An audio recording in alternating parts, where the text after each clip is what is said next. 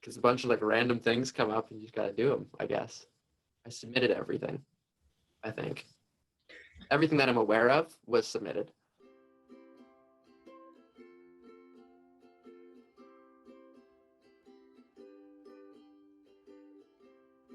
I think overall my favorite part of university was always having a buddy around. Probably just like all the people. I mean, well, obviously it has to be like the people I've met in university, right? The people. Yeah, I think that's a pretty easy one. I could just walk through the library and find someone to hang out with between classes. I never imagined that we would all get so close so quickly, but I mean, I don't think there was a day that went by where I didn't see all of them. Academically, I feel like I didn't put in the effort that that I would have in person, because I didn't really have a set out schedule with asynchronous lectures and things like that. My sleep schedule was a bit messed up. A bit's an under exaggeration.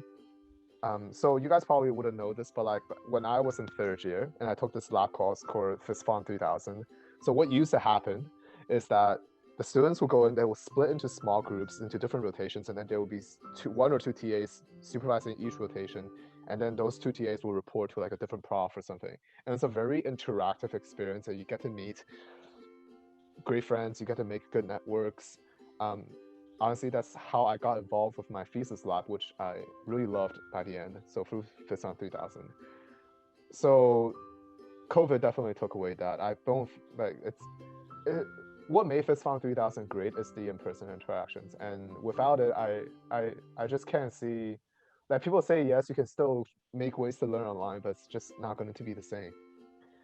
When I was in high school, I never did econ, and then I had to do econ this year, and I feel like because of the fact that there was like a lack of like in-person like instruction or like interaction between like me and like my prof, I didn't really understand micro econ very well in my first semester.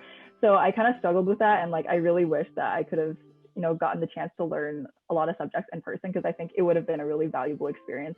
A big difference being in engineering is that I didn't meet my cohort, and I know that a lot of eng culture is like meeting your cohort, being super close with them, and that kind of ties into my social life.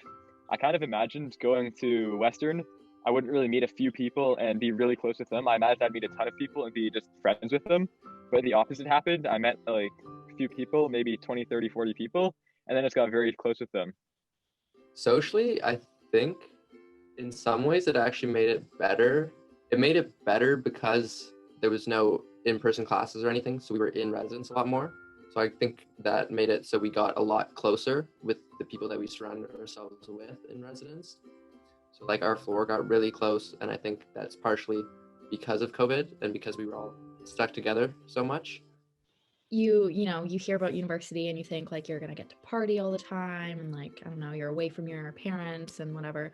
And I mean, we definitely had a lot of fun, but it wasn't the same experience. But I mean, I wouldn't change it at all, because I still had a great time. Like, I don't feel like I missed out on anything. I'd say like, even though a lot of parts were kind of taken away from my first year because of COVID, I was still kind of able to experience some things that did make up for a little bit of like the university experience.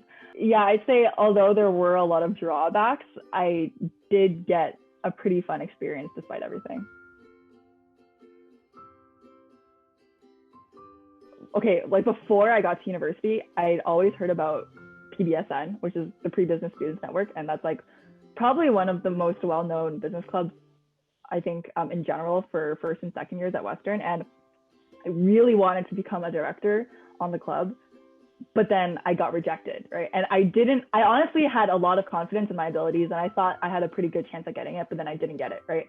And I think throughout my life, I've had a lot of great opportunities where I did get chosen for things, and getting rejected from PBSN was probably like one of those moments where I realized that like, you can't get everything, right? And like, you're going to fail in life, and you're not going to be successful at everything. And I did have a little bit of a tough time like after that happened, just because like, I'm not really used to kind of experiencing those things and trying to like make sure, like I always try to make sure I get what I want. So like, I guess like it was this first time where I experienced like shock from like that kind of situation. But like, I think although I was pretty let down from that experience, I realized that it actually led me to experiencing a lot of other great things. So rather than spending all my time being on PBSN as a director, like I also applied for founders and I got to commit a lot more time with founders. And honestly, like I don't regret anything. And like I'm low-key happy that PBSN rejected me, because I realized that I have a passion for like startups and like business technology. And that's something that strays away from PBSN. And it's something that I don't think I would have really gotten to know so well if I wasn't on Founders. So I'm honestly really glad that obstacle kind of came in my life. And yeah, I'd say that's my answer. Okay, I'll have to talk about my last month, like April of my third year university. I just went through a breakup, and then a family member passed away. I obviously exam season, finals exam season.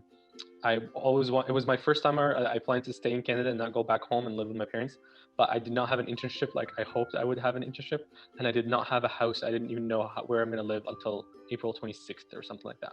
So it was like a really stressful time altogether. And I don't even know how I overcome it. I think I got lucky with the housing situation, because my friend was like, oh, like I'm subletting my place, do you want to take it? And I'm like, cool. And then my best friend was like, yo, I'm staying in London too, do you want a roommate?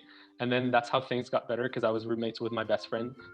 Yeah, even though my life was tough, but like having like your roommate with you, like who was your best friend, it was kind of like really helpful, because we just sat there and like, you know, cried together and all these things.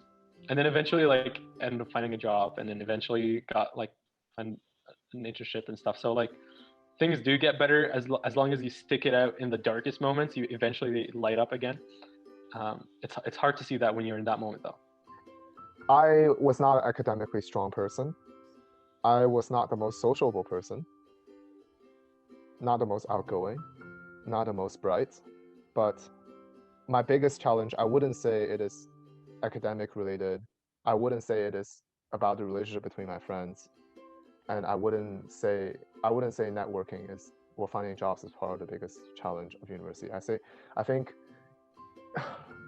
depending on where you're coming from too, but at least for me, university, the most challenging part of university is again about creating yourself, knowing yourself and creating yourself. So with the last question I mentioned, that the path that you pay for yourself and how you create yourself is what forms your identity. And that can be a very scary thing, because when you're trying to create a path for yourself, you don't know 100% it's going to be right. You don't know if you're making the right judgment call, and no one is going to be there to tell you if you're doing the right thing or not. You can kind of get an idea, they can give you advice, but at the end of the day, you're the one that makes the calls, and you're the one that gets to decide who you want to be.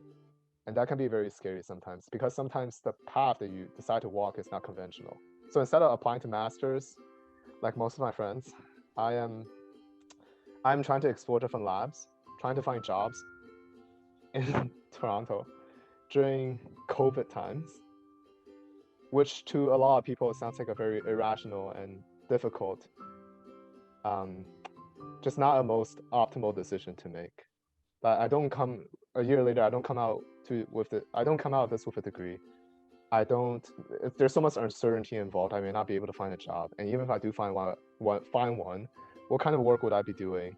Would it be worthwhile for myself? Would I learn valuable things compared to, doing a master's? It's in that moment, it is very scary. And if any one of you is going through that moment right now, I would strongly advise that you talk to the right people. Be very picky about who you talk to in this moment. And you want to be biased about who you want to talk to, because you want them to be encouraging, and you want them to be positive, and you want them to believe in you, because in this moment, it is absolutely crucial that you believe in yourself.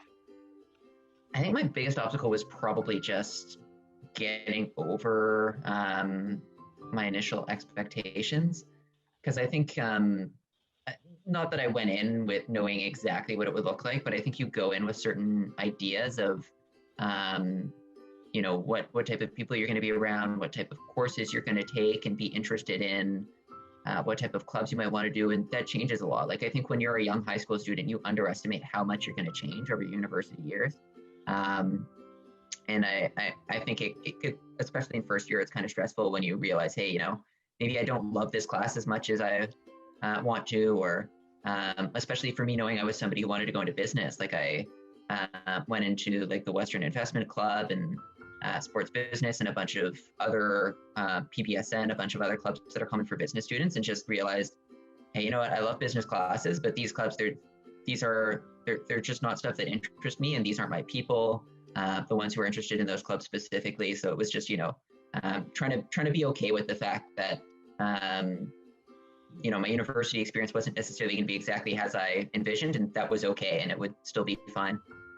Everything kind of works out in its own way. Like, these obstacles have come in my life, but I realize that they work out for a reason. Like, they happen for a reason. And like, although obviously like we all try to overcome our obstacles, I feel like we shouldn't be totally brought down because of it. Like, I think that it's all a learning experience, and it's going to work out in the end, I think.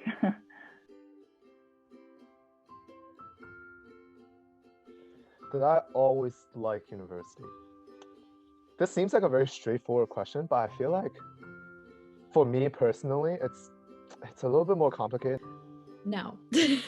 I mean, I loved it. I think second semester though, I was struggling a little bit. I was really I don't know, tired. And so I definitely noticed a shift in my grades because I think I stopped caring as much just because I was, I don't know, just so tired of everything.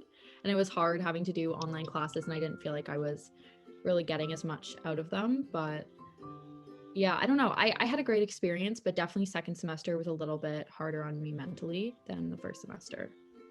When I was going into university, I don't think I know whether I liked it or not. I think when I first got in, I was just so focused on that I really just wanted to get into medical school, like become a doctor, just achieve my career goals and be done with my life. All I think about all the time is just, okay, how do I get good grades on this course? Like, what resources can I find? Like, which person do I have to talk to get good grades on this? I looked at like my mandatory courses, and then didn't really care about what I could choose for my electives. I just choose like all the birds. Like, I still do, but I guess later on, after I had a better idea of what I wanted to pursue, like I still want to become a medical doctor. My goals are a little bit more clear now. I want to be a specific type of medical doctor. I want to be a lot more interdisciplinary. I want to learn about like the political elements involved in the healthcare system, and also have experiences across interdisciplinary health researches so that I can get a holistic view of health. So with that motivation in mind, I chose like some courses that I would never have imagined myself to take in the past. So I chose to take a business course, and I chose to take a computer science course. And then this year I took the initiative to got a work study position with a public health professor. Yeah, I mean, I don't know that whether I like or dislike university ever changed, but I think there's always kind of a bit of both embedded in there, in that there's parts I love and there's parts I don't, and I think that would be the same for most people. But I really enjoyed both of my programs that I was involved in, and I enjoyed a lot of the electives I took. I love the people I was surrounded in and the campus and a lot of stuff. That said, there's always things that you don't love, like making the trek to campus in cold weather is not a part of university that I ever loved. And even once you didn't have that, doing online classes was itself not a part of university that was fun. Writing exams is not something that's particularly enjoyable. So I would say overall, I enjoyed my university experience, but that doesn't mean I loved everything about it. There were definitely times where I was like it got tough. Like everyone has tough times during university, but I think I didn't like lash out on all of the university experience just because of these tough times. I just tried to contain it in the moment and try to figure out how to make it better instead of like hating university altogether. So did I like university? I think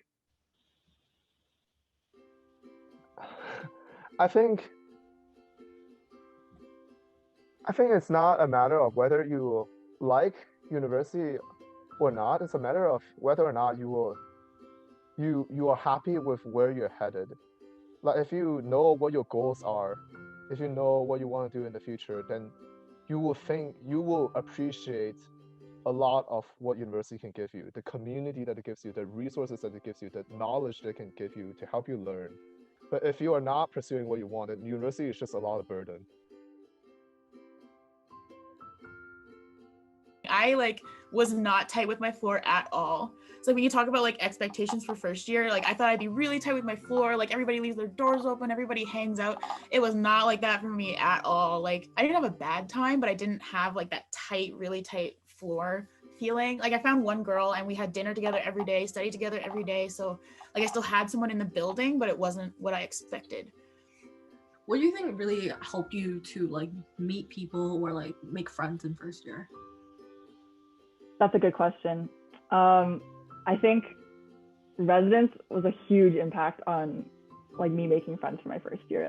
In terms of what kind of turned it around and made me like it more was just getting more involved. So first year I didn't do a lot because I was oh, I don't know if I can handle the schoolwork and it's really scary. And I was going out for things and not getting them as well. I really wanted SSC first year rep, did not get that. I applied for other things that I didn't get, so I was really beaten down. And then end of first year, I applied to be a LAMP mentor and I got that. And that's kind of where it all blossomed. That's where I met tons of people who were like me. You kind of had the built-in friendships from the team. And then LAMP is what led to me going to Peru and meeting Chelsea. So yeah, that kind of really opened things up and kind of turned things around for me at Western.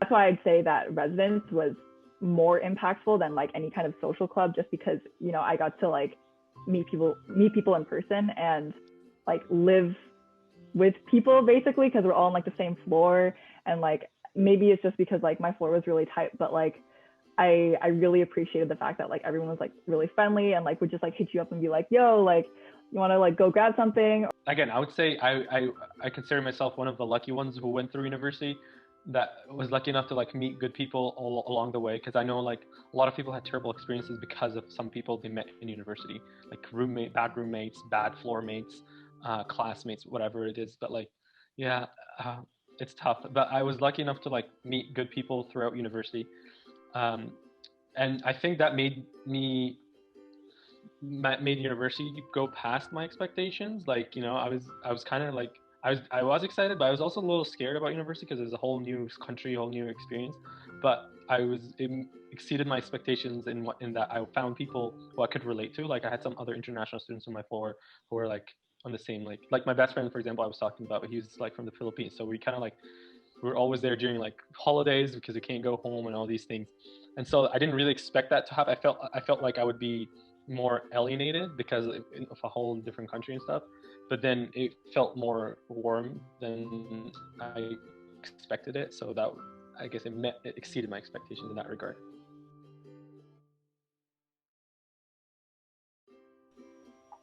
If there was one thing I took away, it was that putting yourself out there isn't actually that scary.